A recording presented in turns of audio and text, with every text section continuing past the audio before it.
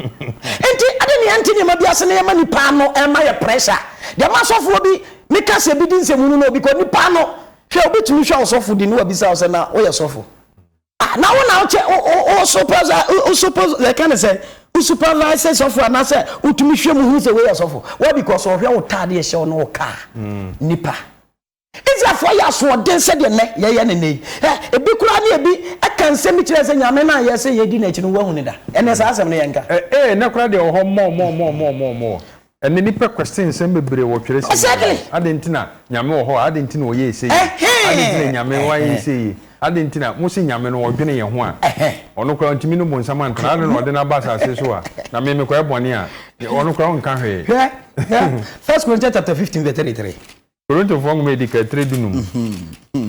Iti mo adu asamensa. Yes. Mumma wana adamu. Enkomobone se brapa. Thank you. Monti mo ani yie. Na monye bone efise binum enni nyankopon hu nimde. Meka ye mi hyemo. Meka we hyemo ani wo. Ebinum ani nyankopon hu nimde. Thank you. Enti okasa any how.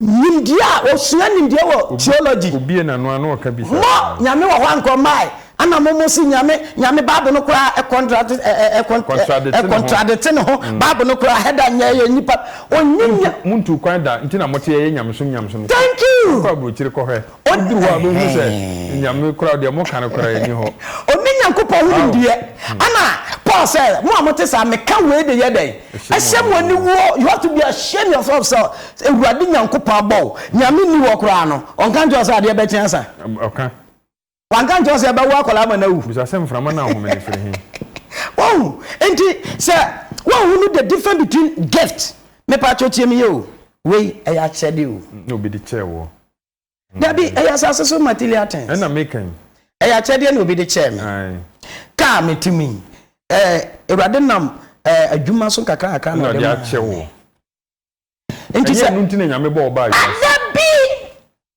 nyame say mama oka mama otundu aka bi beba so yefre no daba ayiru standard any ayi motor no that is not an issue limousine exactly and on na so ye wiasofo no ye ne efre ne ye nyame asem ti no ye di achede na tikiti quality okwa asori nyina ne se de nti o ya asori ni nyina se de nti o wate ne ho kwa ya asori ni nyina ne se opega thank you obetime si fie obenya ne car obenya obaware obenya ne ma na kwanturo bekoso na dwuma ne sika se ene no ne ade titiro no eno ene ade aye die no okay John 14:1 tieni yo Yohana Sempatre do 9 abusafo high royal television edwumadi aya so din sundown no na wogu so a o hwei obetime de wadwen kire aba e wo 0203522559 0203522559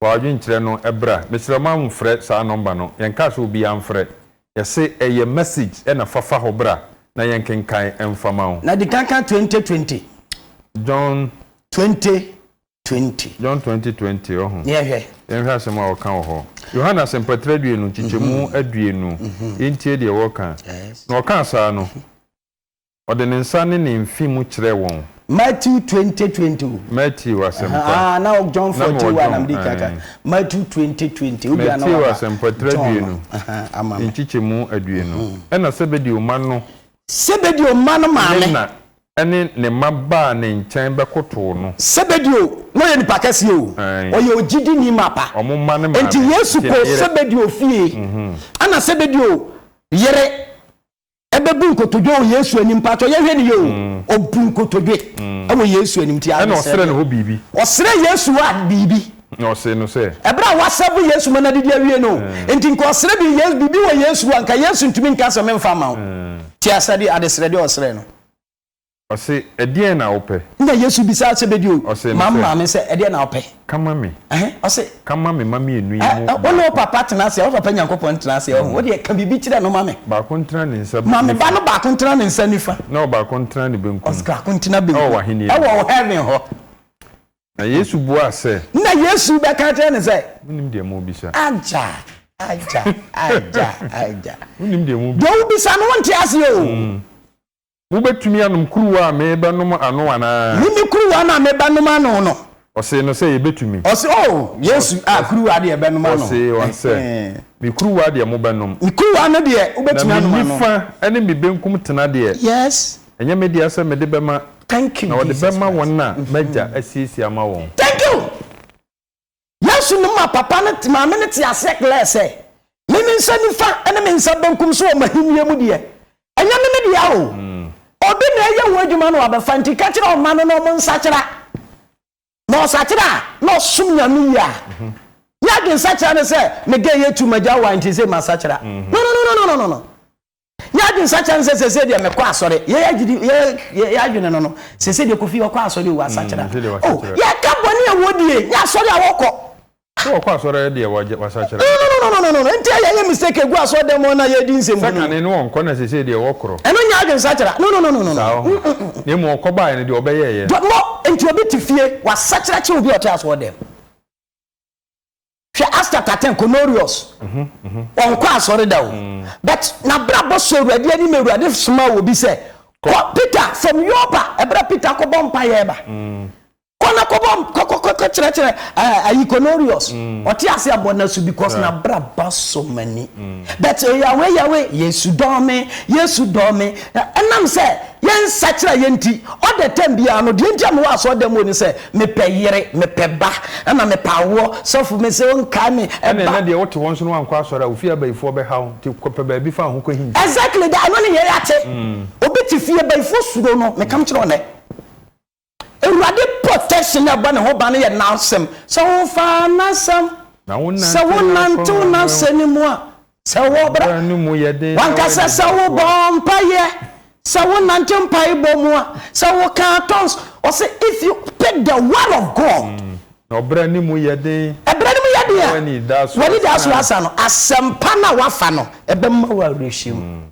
What am I say? Enti ye djuma ye nyina maba TV so 70 TV so nyame wan fra me say me hye woni mo nyam de wo be ko TV so no mi nyame na mafra wo me de wo be ko aburuchiri asofo ni nyina meta wa asem bi de enti ame mpa asofo na mfo no ohia wa onka asem a ye firi nyame oh yes and then we ka ho competition oh congregation say asore koso de o congregation yes say omoba de omoba mo yes say yeah be me mo be 300 oh God bless you nyame home was so and invite me man yeah asoro ne de nyame hira o pa o say no members be 300 oh my friend madness talk madness talk no one ya 300 abeda na yinemu edu Yamani cash and also now John 3:34 said your nyame asoma no me ta kan say me say o pa wa awe me from me sofo am okay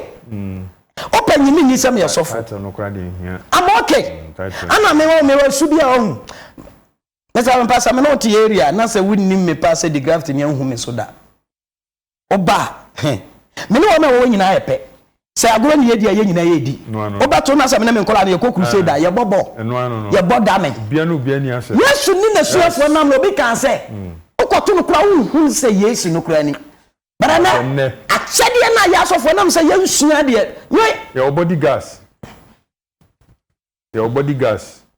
anu kra nam si mebusa anu kra de a o de away o say o de away me my bodyguard me ho dada me am your bodyguard yeah bro me am your bodyguard oh yes na me sofo pa wo se wo ye sofo wonam wo body gas nya body gas keke o mukutekuta tuo ni adai abi agini na wo tirim tio ntina me ka cho se tio anya wana wo ya sofo nyina na ya sofo esa se ni patemase tie me ye ntina me ka cho se program we listeners ne ahwefo ehwe ye unu ho da so de wa adwini di akiri a maka cho se minim one pastor na so de wo ye sofo wo ja sore no ne kam kire o friend no sofo Saba bia na metena in fact na me ho say me man of God na me say o man of Satan me basam 1 2 3 with wasam come che ogina hodin no hunu ba bia on fa no ho fa I am telling you say yan suade ya ne di sa ne ma we achi a ade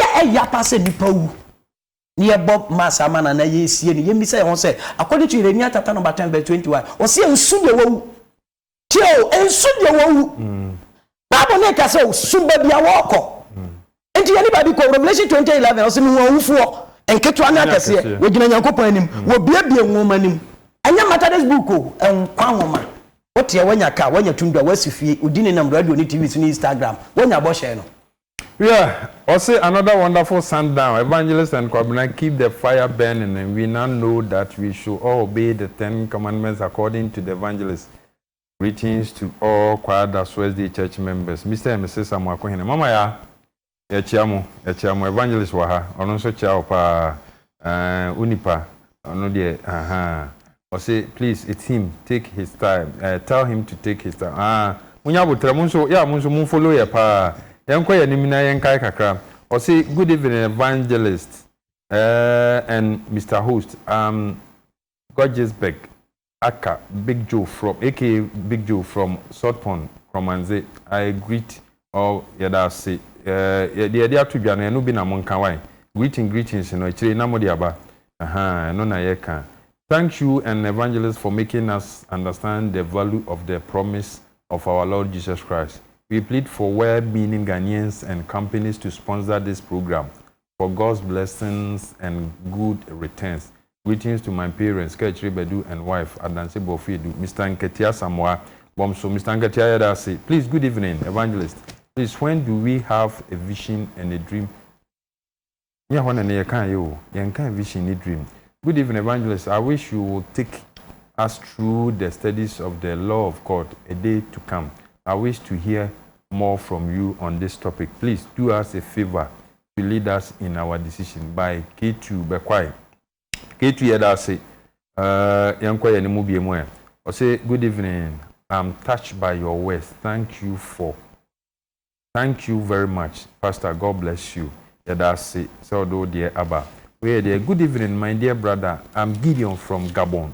I'm watching you. Please tell me, Moses did not sin against God, but Moses passed on why he is defying children of Israel. Now what? They have provoking Moses, but he passed away. Wow. The question about I need prayers due to some of the pastors I have not go to church. Past 4 years. I'm confused. God bless you, but repeat your quotations again. Repeat your quotations again. Wow. Odishia ba mampon Ashanti. That's a flip at Winneba. These teachings of yours are the hard truth people eschew in this very generation. Papa, continue to open our eyes. God richly bless you. Bless you too. Or say, God should grant you the spiritual strength and divine understanding for bringing this evangelist, energetic evangelist to enlighten we the youth who are ready to learn more truth from the Bible. Please, can I get evangelist number? I'm Bright, Dankwa from Nkoko. Mr. Bright, here, I'm enjoying the program. God bless you. This is from Helen, my own sister. Amenase. Echiao, one set munyina. Amenase for Echiamo. Good evening, Pastor and Osebempa. All what he is saying is true from the Holy Spirit, from the Holy Bible and Quran.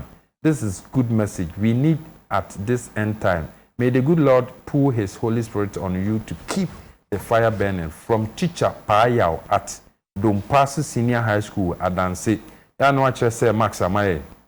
At a flip from Winneba, Odo Diaba, Osaba BM. Or say, thanks for your teachings. God bless you. And for Udi and my Edase. Or say, good evening, brothers. I want to suggest to the pastor to get some better work and stop the storytelling. Wow, we are fed up with story. Very soon, your storytelling will come to an end. We need you, my own. And what about time or can answer some today? Yeah, that's it. I mean, Shroud. I mean, more announce so. Hi, good evening, Pastor. Truly, you are doing great job. God bless you. From Kujo, Goka, German North. Yeah, that's it. I said, I don't want to miss this program. Because I'm learning something good from this program. Papa, keep it up. I'm Ernestina Jemfua from Denase. Ernestina Yechia Denasifo nyina. Osi God richly bless you for such a powerful program. I'm Nora. Nora Yensu Yadasi.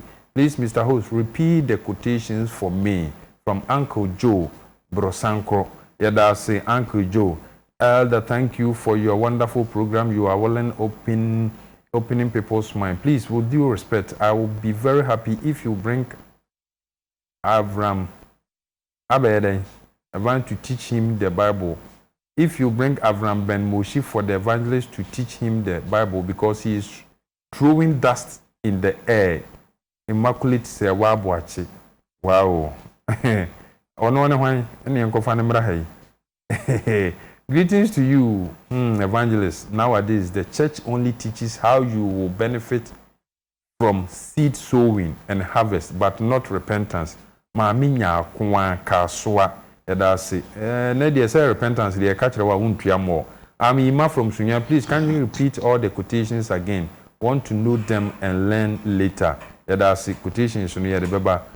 Or say hello, good evening. I'm Junior from Tafoma 4. Thanks for your teachings. May the Almighty God bless you. Bless you too. Please, good evening. Hope you are doing great. Evangelist De Graft. Mr. Good evening. Good God bless you all for teaching us to know the true way to our waiting heaven. Please, I'm in Sinya Kennedy from Techimai. Amsda Church. Yadase. Good evening.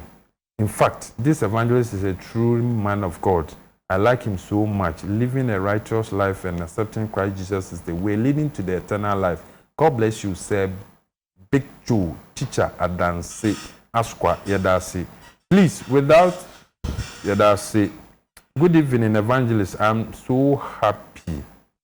Yadasi. A pastor whom you have his stickers placed everywhere in your house and workplace, believing that the sticker can protect you from any bad spirit. That pastor is having more than 10 bodyguards, bulldogs, and CCTV cameras in his house. You are the reason why Jesus wept. Good evening from Eric Oseb, watching from Aton Sukuwait. God richly bless you. Please don't read bad message that evil people will send to this platform. Yati, why? The message in be a evil bad message. Yati, why? This man of God has made clear understanding the Bible. Yada say someone so modumo diaba. SMS diana abano. Please repeat the quotations. Yati, repeat mamo.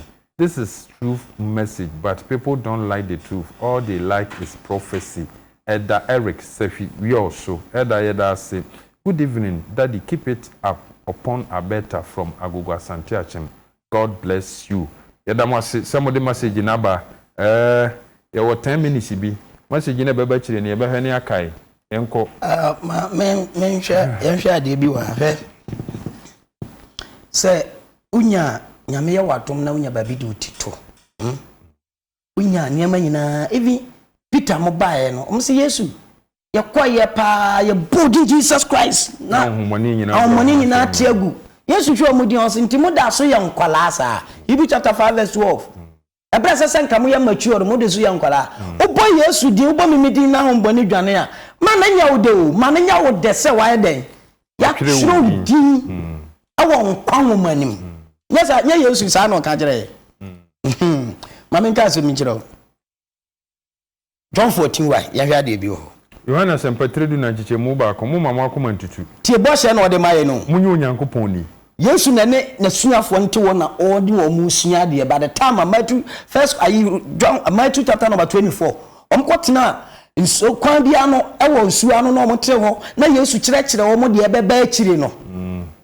Ana Yesu Kristo ogu so kan na o ka chon say mama kuma ntutu o munyo nyankoponi munyi mi nyankopon na so munyi nyankopon ni mi Yesu ni tena bia pi wo meje fi tena bia bebre wo meje fi ntisa nkama kama kire mo se me koma ko siesie be mama kamin kan kire mo se me kwa ko siesie ba bi pa be se me konam ko siesie be second coming of Jesus Christ ne ba bio na mabama be famo me ba be famo makomia me nchen na de me wo no mo nso mo aba ho afa kwa mo me kro no munim kwan no tie o Yesu go nsu wad munim kwan no abrante no so kan de asem toma ese no se ewrade yenim fa kwan awko na bede na ebetumi ehunu kwan Yesu se no se me ne kwan no nokora ne nkwa no obi maja no nchen je se onam me so ma me fa wi nwi me bo me nsem ha pa Yesu se me ne kwan no nokora ne nkwa nya ha na sofo ne ta ka se kamoni ani Yesu ani nti wayira me bo a Yesu na kwan be no betwa e oya Yesu Kristo asem okay ono ne kwan no me ne kwan no otwa ko ta na otwa ro fruit ono a Kristo no ene ntira se ene sei maba mi fruit me ne ye me policy ambegu ho no ono ne kwan otimasi tiemi yo Yesu etie eka sa ya to the sense ye mo adwaman me bo a ye nwensa bible en kan kire ye nye Yesu ani masem sa wonchiri abosonsom abortion me bo a Quran so chiri de o chiri ni nyina so no so ka sa akwan ne de empasa ye mani pa ye kle wa hapa akwan ne de Yesu sa me ne akwan ene no kore me bo a ti ya sofo ne ta ka se makosa kire nka mofo makoma ko 30 abakrisosum mentiase da oti o wayi na fi asom bi a asori bi owom ana aba wa aso dem na ka ho asem o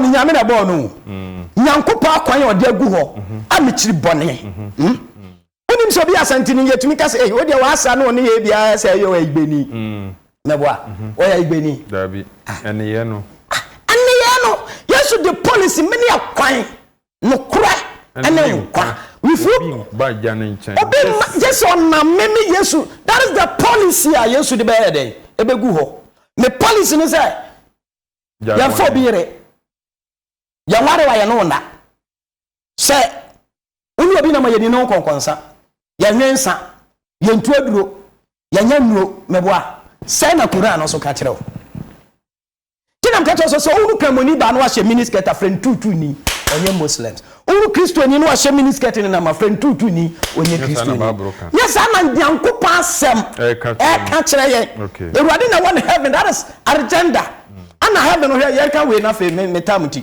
Revelation chapter number 22 verse 15 Yohana di sem traduenu mienu ichemu edunum meboa yes uma yinche de okan osina krono achiri krono eye kro be ya heaven krono wa menya kwanwura mu no krono achiri na kraman ene adutufo ene nwamanfo ene awudifo abosonsonfo ene wona opatro na wodi enyina ewo ti o ma Quran no so ka kira se badwaman kunkun obi twitwa obi se kan kamoni obatwe se kan wo obi bi o ye fake o te ma se enti o se di onya kwanwura onya boshe no o kro na chi no obegina gate na chi onya kwanwura mu na onya ankwaje no one sa nkofo na ebubo ye da se abusuafo mo amope quotations no 1 Corinthians chapter 10 verse 5 to 13 ye kankai ewo ho na sisi ya kankai Revelation chapter 20 verse 15 ubetumi ana Jeremiah 22:10 Jeremiah 22:10 osenso wufo na sufa kwa wako 1 Corinthians chapter 15 verse 33 eno so ye kan na ya kan Matthew 20:20 na ya kan John 14 verse 1 to 6 ni nyina o kai a obehunu o say evangelist stands for telling us the truth. I'm Jennifer Kofo. Jennifer yada say wo de aba o say hi, good evening pastor, God bless you. I'm Michelle from Kibi Eastern region. Yada say good evening, I'm really happy for your good message. I'm Ishmael from Asanko. Yada say pastor, this is your church member Madam Abrefi. I'm enjoying your gospel life at Abrepo. God richly bless you. Yada say Madam Abrefi so do de aba mpacho mo de ba mo fa mo dimra Eric Nyakon nso do de aba from Apam. Yada say ebre no we from Millicent from Kofodua do de aba. Yada say Eric Oseboatin. Yada say so do de aba message mo amfa amantama yentumi nkai nti sa na beba Robert from Uniba do de aba. Yada say Juanita nso do de aba ngoma so Juanita Nyamin Shraw so do de eba ye sanso ena Samuel Awuni etimetim Kumase do de aba. Yada say wensu free hen amfani din na ma afei wensu sa wamfa ama nti wa wamfa ama ne de wasi kewo boatin from Mankesim kewo. Yada say se wo de aba na maminhwe akirehafo no woman so the evangelist is trying, but okay, yeah, that's it. Please read this. Yeah, that's it. Okay, say me read the quotation. Me anytime I'm the read the quotation. Abushna for. Yeah, that one say mo de e ba ye mo de ba ye nyina nyame nhira mo. Mr. and Mrs. Akenya from Half Asini, Western Region. Yeah, that one say mo de mo message e ba ye. Nyame nhira obi a wo de wonso wo de e ba ye. Nyame nhira mo. Nyame ya adom adase ne e be san atoa so. Evangelist Mr. Offer Madam Fubi wa Western Region. Ayi Felisaka Enchi. Or my classmate. Me chiano na me teacher Samoa. Ono so chiano ne headmaster nta ana me mama mukumba ne pastor Frank. Me chia wo mo. Ene masole ma nyina. My personal number is 0244. Better than mechanical. Yanko. 0244 820 441. 0244 820 441. 0244 820 441. Abushafo ha na edi dwumade ni nyina esie me producer say owura ban heba a oda ana opani a oda ban heba no anwumre ochiao da wasepa yemfa seda ema manso heba a ono nso eboa eso ya sene me edi dwumade ebre o wa pese obeboa na abeso dwumade asene number na 0247 298037 0247 298037 ubetimi afre na oni mpanifo edi ho nkomo ma memfa seda ema cream ni nyina omoboa me etimi di dwumade ebre wo bra sadik oye ne famu de ede boaye sanso na bra mike na gina fidie na chichimchim no ede ema yen producer eye Alfred Amankwa ono ene produce program no na yede ebre mo aminchi abusua no ba bia obia wo bia samaita no dumase ene downtown fo no mechia mu nyina na afi ya chia ntonsofo na ya chia boshanfo no nyina abna chia ene anwumre bema ene abusuafo midin do se bempa nyame ya adomo a da sene yebesan ahia nyame nhyiraw emamu nyina de ye.